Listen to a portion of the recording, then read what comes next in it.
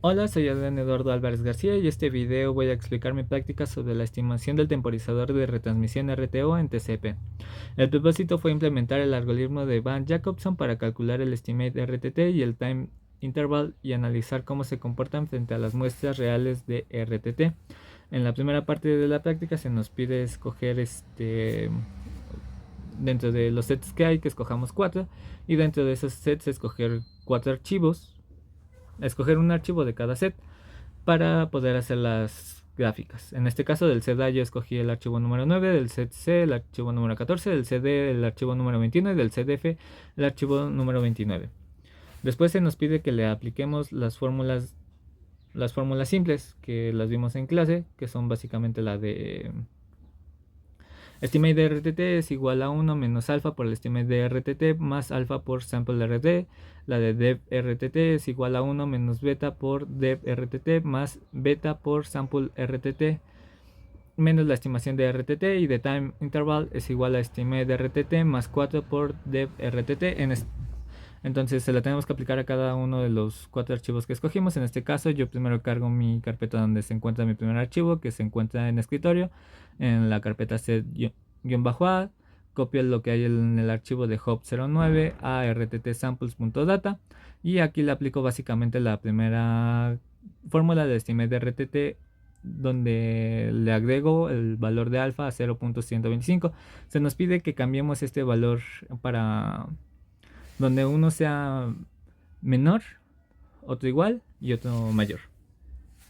Entonces en este caso utilizo 0.125 y le aplico la fórmula. Cuando nr es igual a 1, entonces me va a decir que la s es igual a la columna 1, y me va a imprimir lo que hay en la variable est. Cuando es mayor a 1, la est es igual a 1 menos alfa por la est más alfa por la columna 1, y me lo va a imprimir lo que hay en esa variable de est. Y rtt-samples.data me lo va a guardar en estimate-rtt.data. En el siguiente punto vamos a aplicar la segunda fórmula. Lo primero que hago es copiar lo que hay en RTT samples en estimate-rtt-rtt.data. Y ahora llamo a wk y le agrego un valor a beta. Le digo que cuando nr sea igual a 1, dev va a ser igual a 0, entonces me imprima dev. Cuando nr sea mayor a 1, me va a hacer que la div sea igual a lo que hay en la columna 1 menos la columna 2. Y si hay una div menor a 0, div va a ser igual a menos div. Después le digo que dev va a ser igual a 1 menos beta por dev más beta por div, y que me imprima lo que hay en la variable dev, y que eso lo guarde en el archivo dev-rtt.data. Ahora lo que hago es copiar estimate RTT en dev-rtt.data, y ahora llamo a wk para aplicar la fórmula de timeout interval, que es básicamente lo que se encuentra aquí.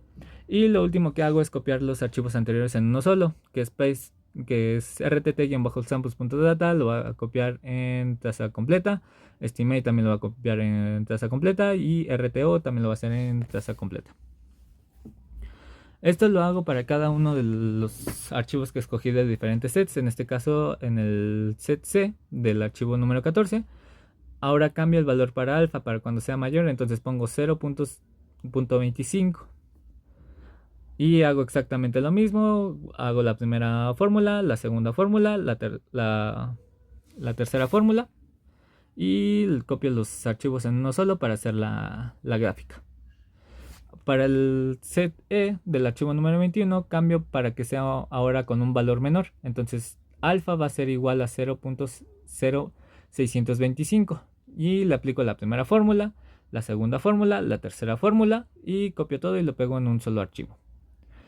Para el último archivo vuelvo a tener el valor de alfa igual que el primero, con 0.125, ya que se nos pide 3 y son 4 archivos. Entonces pues todo lo demás lo dejo igual, ¿no? Aplico la primera fórmula, la segunda fórmula, la tercera fórmula, y todo lo pego en un solo archivo para hacer la gráfica.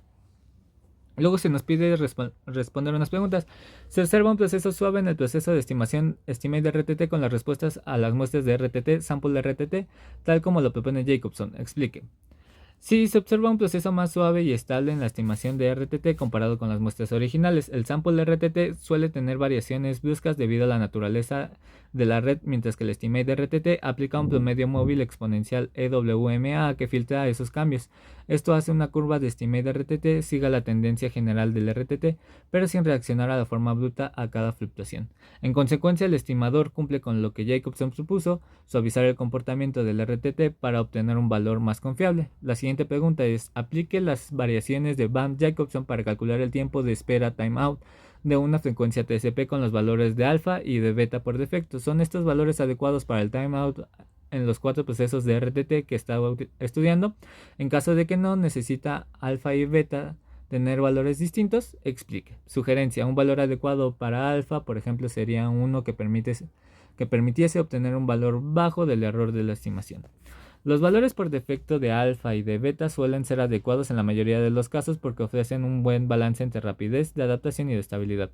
En trazas con variaciones modernas, estos valores permiten que el estimate de RTT siga el comportamiento real sin demasiado error. Sin embargo, en trazas con cambios muy bruscos, un valor mayor de alfa, ejemplo 0.25, pueden mejorar la respuesta de estimación aunque a costa de mayor ruido.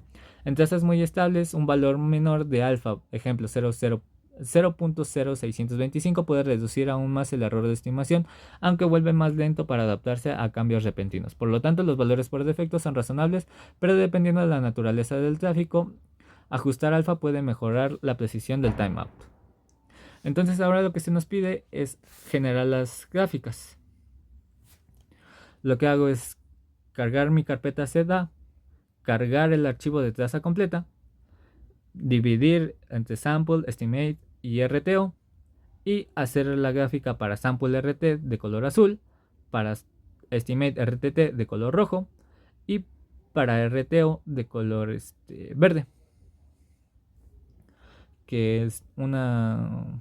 Y después de aquí le agrego una etiqueta en el eje de las X que se llama número de vueltas, en el eje de las Y que se llama tiempo ms, y en el título estimación de RTT y RTO. Aquí me faltó ponerle que en este caso alfa era igual a 0.125 y que me la guarde como una imagen. El resultado de la gráfica es el siguiente. Después hago exactamente lo mismo, pero ahora para el set C, donde cargo el archivo. Cargo primero mi carpeta, después cargo el archivo, después lo divido.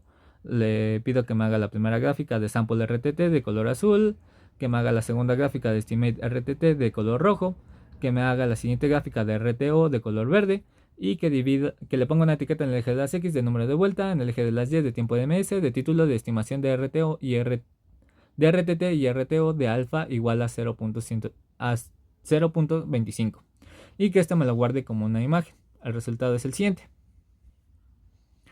Después hago lo mismo para el CD, donde cargo mi archivo de traza completa, lo divido, le pido que me haga la gráfica de sample RTT, de estimate RTT y de RTO, que le pongo la etiqueta en el eje de las X de número de vuelta, en el eje de las Y de tiempo ms, de título de estimación de RTT y de RTO con alfa igual a 0.0625 y que me la guarde como una imagen. Aquí está el resultado de esta gráfica. Y por último, ahora cargo mi carpeta set-f, cargo el archivo de traza completa, que me lo divida, que me haga la gráfica de sample RTTN, de plot estimate RTTN y de RTON, y que me ponga una etiqueta en el eje de las X de número de vuelta, en el eje de las Y de tiempo de ms, y que le ponga de título estimación de RTT y RTO con alfa igual a 0.125, que me lo guarde como una imagen. Y ese es el resultado de mi última gráfica. Entonces en esta práctica comprobé que el algoritmo de Jacobson suaviza el RTT y da un valor confiable para el temporizador de retransmisión. Además vimos cómo el parámetro alfa influye en la precisión del estimador. Fue interesante ver cómo la teoría se refleja en las gráficas y cómo pequeños cambios en los parámetros pueden afectar el desempeño del protocolo TCP. Y pues básicamente eso sería todo de mi parte. Perdone por el video de casi 10 minutos.